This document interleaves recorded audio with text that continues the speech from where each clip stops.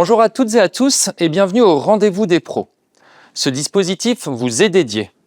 Il permet de vous accompagner pour répondre à vos questions, vos besoins, vos interrogations sur le développement d'une entreprise. Aujourd'hui, dans ce rendez-vous, on va revenir sur un sujet qui est l'épargne salariale et retraite.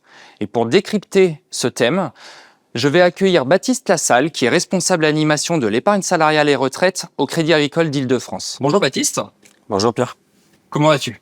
Très bien. Je me permets de te tutoyer, ce sera plus simple dans l'échange. C'est quoi l'épargne salariale et retraite ?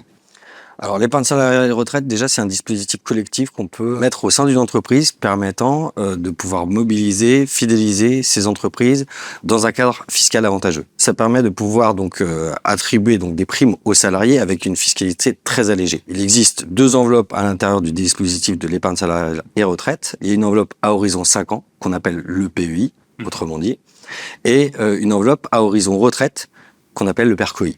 Voilà. Et au sein de ces enveloppes-là, il y a différents tiroirs qu'on peut utiliser et mettre à disposition du dirigeant pour pouvoir accompagner ses salariés dans leurs projets. C'est très clair, mais alors déjà tu viens de m'expliquer que ça pouvait être mis en place dans les entreprises. Quel type d'entreprise, qu'est-ce qu'il faut comme base pour pouvoir mettre en place ce dispositif ? Alors toutes les entreprises sont éligibles du moment qu'elles emploient au minima un salarié. Et donc ça c'est important de le savoir puisque le dispositif peut s'ouvrir à bon nombre d'entreprises. C'est-à-dire que l'entreprise peut verser de l'argent à ses salariés selon deux enveloppes, telles que tu viens de me l'expliquer. Une à moyen terme, une à long terme. Si l'entreprise met ça en place, c'est qu'il y a des avantages à mettre ça en place pour elle. C'est quoi ces avantages ? Alors, il y a les deux volets. Il y a à la fois pour le dirigeant et l'entreprise et pour le salarié.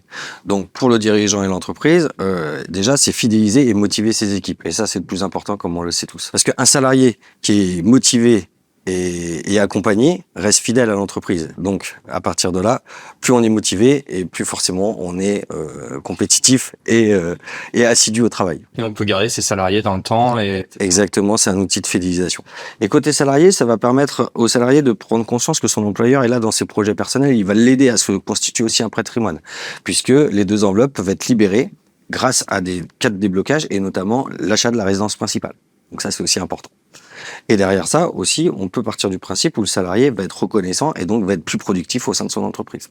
Pour le dirigeant, à titre personnel, ça lui permet aussi de pouvoir bénéficier d'une rémunération avec un dispositif fiscal aussi très allégé.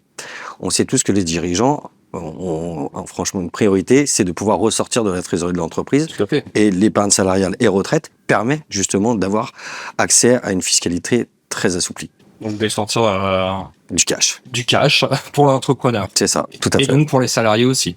Et pour les salariés, vu que c'est un dispositif, comme je vous l'ai dit, collectif, ça permet aux salariés d'avoir une participation de l'entreprise dans les projets personnels et également de pouvoir se constituer un complément de revenu pour la retraite. Dans une époque où on parle beaucoup de retraite.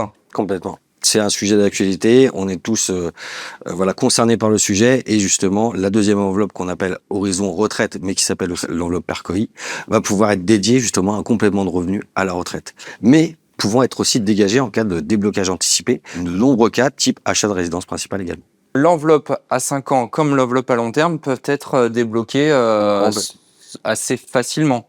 Alors assez facilement avec des projets de vie qu'on a tous dans notre vie d'ailleurs, mais notamment l'achat de résidence principale reste le levier et le moyen de déblocage le plus courant. Le plus courant pour débloquer l'ensemble des deux enveloppes. Tu as quelques exemples sur les autres cas de déblocage qui existent, enfin, peut-être pas tous, mais juste pour... Alors après, ça peut être moins drôle, mais ça peut être la cessation d'activité du salarié, puisqu'il part en retraite, il peut dégager justement la somme qui est dédiée à cette enveloppe-là, et aussi ça peut être décès du conjoint, naissance d'un projet. Voilà. Donc là, c'est des projets de vie qui sont différents, mais la plupart du temps, les salariés peuvent débloquer et débloquent pour le cas de l'achat de la résidence principale. Il y en a 3 autres cette année qui se sont greffés au niveau des déblocages. Ça va être l'aide à l'aidant qui va pouvoir permettre de pouvoir débloquer les fonds. Il y a également l'amélioration de la performance énergétique de la résidence principale et l'achat d'un véhicule vert. Pour l'achat d'un véhicule vert, je peux débloquer mon horizon 5 ans ou mon horizon retraite. Sur l'horizon 5 ans. Et il y en a bien d'autres. Il y en a bien d'autres. Mais ça, je vous invite à prendre rendez-vous pour qu'on puisse en échanger. D'accord. Très bien.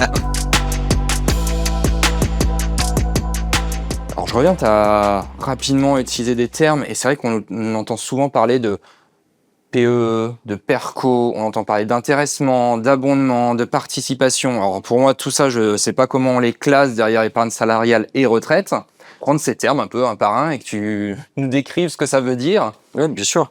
Alors, en fait, il faut savoir que l'enveloppe que je disais à 5 ans, c'est Oui. le PEI, le plan d'épargne inter-entreprise, et l'enveloppe retraite, c'est le PARCOI, donc qui va permettre justement de financer le complément de revenu via la retraite. Donc finalement, c'est des mots compliqués pour deux logiques très simples. Exactement. Et à l'intérieur de ces deux enveloppes, il y a des cases qui permettent de pouvoir justement agrémenter différentes primes et participations de l'employeur vis-à-vis de son salarié. On va avoir l'abondement, donc qui va permettre à l'entreprise de pouvoir abonder un versement volontaire du salarié à l'intérieur du dispositif PEI, donc enveloppe à 5 ans, voilà, pour qu'il se constitue Pour une ses épargne projets. pour ses projets. Et on va avoir l'intéressement, donc qui va permettre de pouvoir verser également une prime au salarié, mais là, sans versement initial du salarié, mais qui va être par rapport à des objectifs définis par le dirigeant. Par exemple, l'absentéisme. Moins d'absentéisme il y a, plus cette prime-là est valorisée.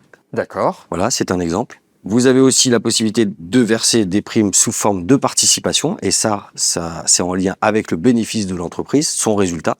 Et donc, l'employeur va redistribuer le bénéfice sous forme de quote-part à ses salariés.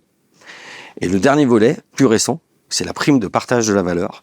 On a connu la prime PEPA, la prime Macron, et aujourd'hui la prime de partage de la valeur, donc depuis le 1er janvier 2025, qui va permettre aux dirigeants de verser une prime à l'intérieur du dispositif d'épargne salariale et retraite avec une fiscalité très légère, moins de 10%. On peut même aller plus loin, hein, sur l'enveloppe à retraite. Tout ce qui est versé par le salarié à l'intérieur de cette enveloppe-là va pouvoir être déduit de son revenu imposable. Donc encore un avantage dont on n'a pas parlé tout à l'heure pour le salarié. Voilà. D'accord. Ouais. Moi, je suis entrepreneur. Demain, je veux mettre en place ce dispositif dans mon entreprise.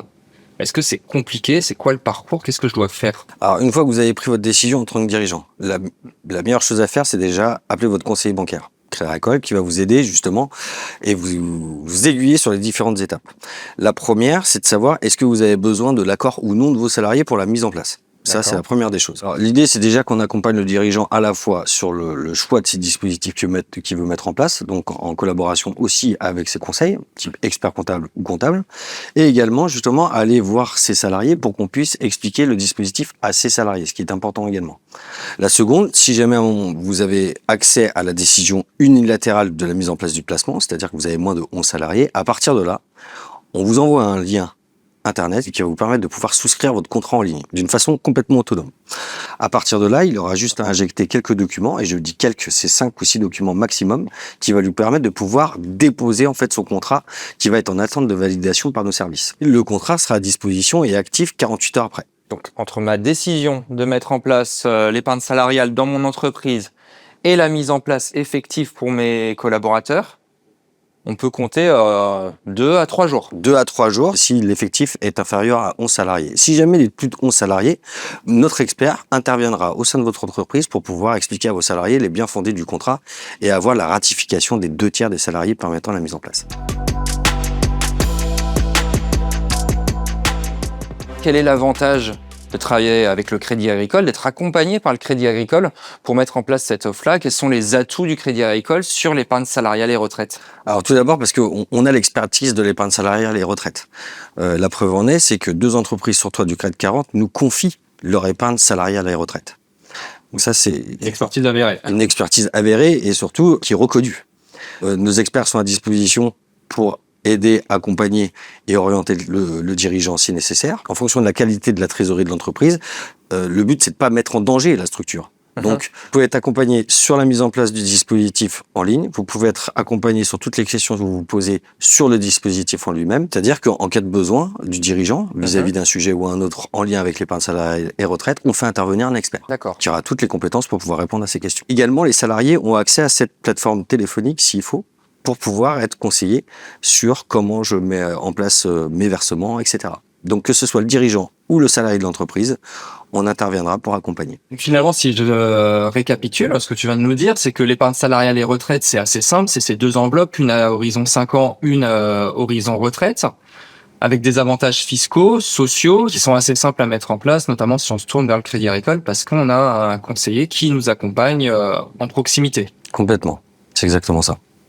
On a fait le tour de la question. Pour moi, c'est clair. Est-ce qu'il y a d'autres éléments que tu voulais apporter? Oui, pour moi, c'est un outil indispensable dans chaque entreprise du moment qu'on a un salarié, puisque ça va permettre justement de pouvoir valoriser les salariés, les conserver, et aussi pour le dirigeant de pouvoir sortir de la trésorerie avec une fiscalité allégée. Pour les dirigeants qui souhaitent valoriser leurs salariés, les motiver, participer à leur projet personnel et aussi en tant que dirigeant se constituer une épargne, venez nous voir et on vous accompagnera.